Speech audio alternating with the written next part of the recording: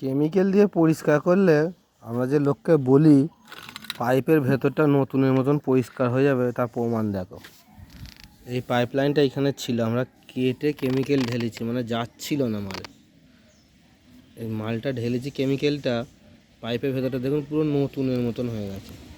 দেখতে পাচ্ছেন ভিতরটাও পুরো নতুনের মতন হয়ে গেছে। শুধু এই দিকটা না, এই দিকটাতেও দেখছেন পাইপের ভিতরটা পুরো নতুন হয়ে গেছে। আর এইখানটাতে দেখুন এই পাইপের ভেতরটাও নতুন হয়ে গেছে। এই ড্রাম পুরো খুলে উল্টে দেওয়া হয়েছে, ড্রাম খুলে উল্টে দেওয়া হয়েছে। আর ড্রামের ভেতর থেকে কি বেরিয়েছে দেখো। হরে কৃষ্ণ, এই জাপানি মালপত্র বেরোচ্ছে।